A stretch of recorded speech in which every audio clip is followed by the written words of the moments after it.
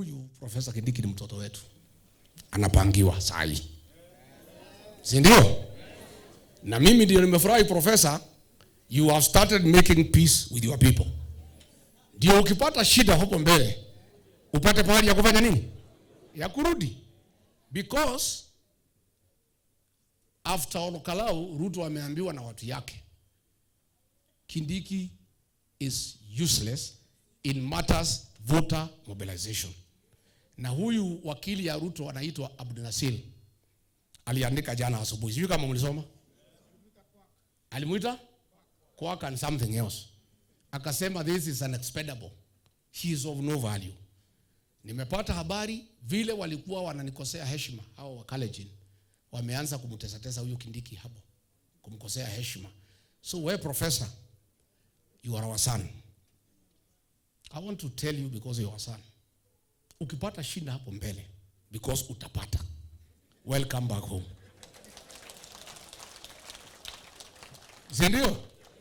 Huyu mtu mfupi amepangiwa na Kasongo. Saa hii they don't see him like anybody. And I have sent word to him.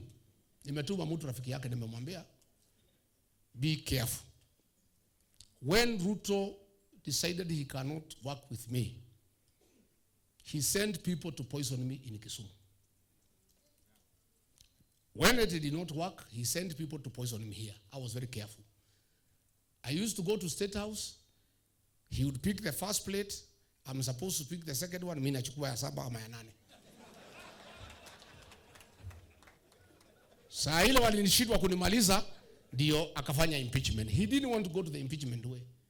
They would have been happier to eliminate me. The way I can see watu ya ODM wanaongea wakitaka hii kiti ya running mate. Vile mimi naona watu ya Western wanaongea wakitumia hii maneno ya Olokalau.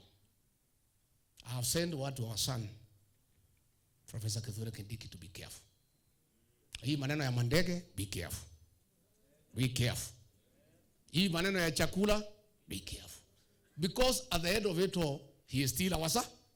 Si mtoto wetu. Na mimi ndio nataka kuomba vile wameanza kumulima na nimeona wanampangia. For now, ndio kama atakuja nyumbani asikuwe uncomfortable. Sasa tungangane na Kasongo. We direct all our fire against Kasongo. Hii Kindiki for now tuachane na yeye. We leave him alone. Let him be. Akipata shida, akija nyumbani tutamkaribisha.